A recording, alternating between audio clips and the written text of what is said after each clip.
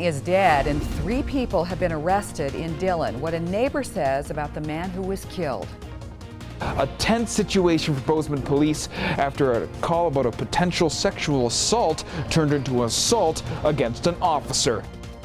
Good morning, Southwest Montana. Just ahead of 6:30 on this Tuesday. Chet Lehman, Donna Kelly with you. We'll have those stories in a moment. Meantime, winter still lingering around parts of Montana. Fortunately for us here in Southwest Montana, we're not seeing a lot of that. Could be far worse. Parts of the state, you can see Reynolds Pass and Targhee Pass out of Montana into Idaho are both closed right now, and a winter storm warning in effect until 5 o'clock this evening for that. Planning to go to Yellowstone, take your coat and gloves, and give yourself some time. Winter weather advisory in effect until 5 o'clock this evening. As far as current conditions, kind of a mixed bag. What do you want? We have 2 below in Helena. We have 27 above in Ennis. Ennis also has a little wind to go with that too, to just make it a little more interesting. It's not going to get much warmer today, Donna, and then the sun will come out again. When? I'll have to tell you in 10 minutes. Good. We'll hang on for that. Thank you, Chet. Police in Dillon have made 3 arrests in connection with the death of a man over the weekend. 23-year-old Christina Van Dunen and Carrie Sam Johnson, who's 56 years old, both of Dillon. They've been arrested on felony charges of obstruction of justice. MTN's John Amy was in Dillon, has the latest on a woman arrested for deliberate homicide. Local and state officials are investigating the death of a Dillon man that was reported over the weekend. Dillon Police Chief Don Giberson said a 19-year-old female, Sandy Moore, was arrested on a charge of deliberate homicide in connection with the death. On Saturday morning, police were called to a residence on Thompson Street where they found a 49-year-old man dead in his home. 2 other people were in custody Monday and being questioned in connection with this case. A woman who knew the victim said she was shocked to learn about his murder. I don't know what he possibly could have done to warrant that. He was just a pretty nice guy. He had quit drinking and all that, and so I don't get it. After investigation, Dillon police found the death suspicious and have called in the Montana Department of Criminal Investigation to assist in this case. In Dillon, John Amy, MTN News. And police have not released the name of the victim pending notification of his relatives. A Belgrade man could face decades behind bars after Gallatin County Sheriff's deputies say that he tried to stab another man with a knife. According to court documents, a man in the same house as Kevin Bendon was washing dishes when he says that Bendon attacked him with a 12-inch long, 3-inch wide knife. Deputies found an abrasion on the victim's shoulder when they got there, while Bendon was, as they put it, belligerent, yelling at officers as they arrested him.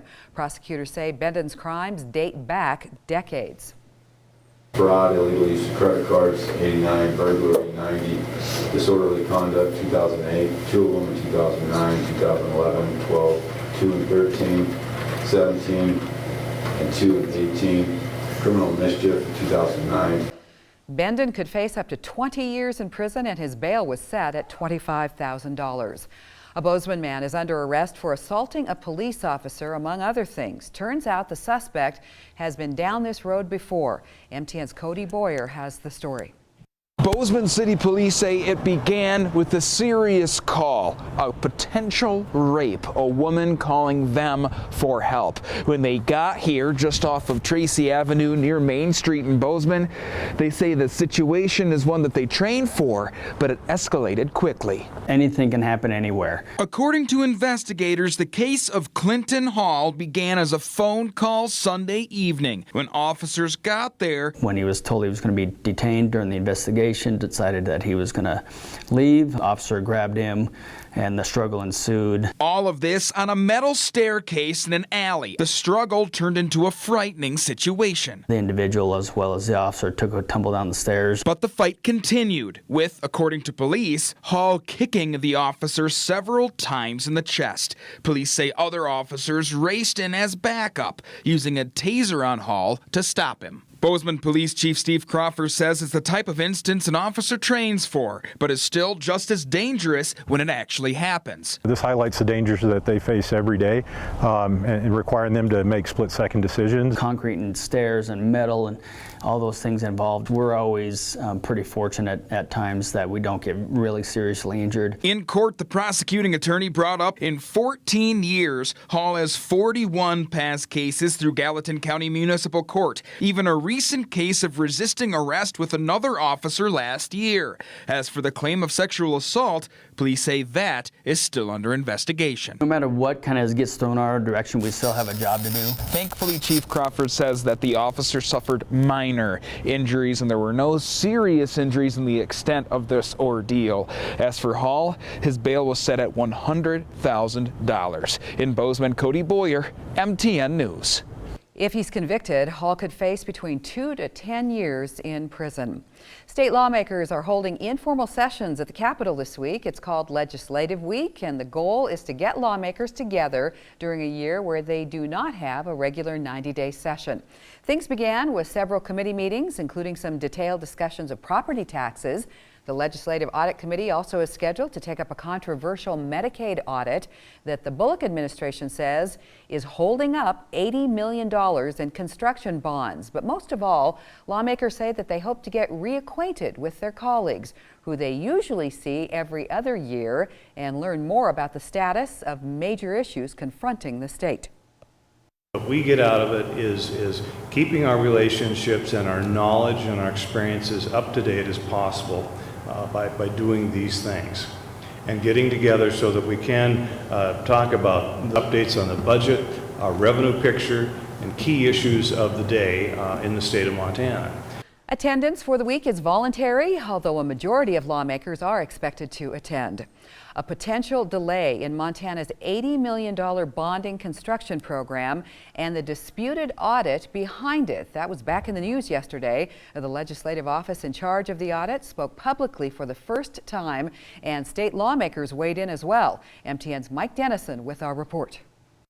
The audit, which is not yet complete, reportedly says the state's Medicaid program has eligibility problems and could have to repay the federal government $150 million. Last week, the Bullock administration said that's not true. And they said they've had to delay the construction bond sale because that information could make the bonds more expensive to investors. Legislative Auditor Angus McKeever told a committee Monday that strict rules simply prevent him from discussing an audit before it's complete.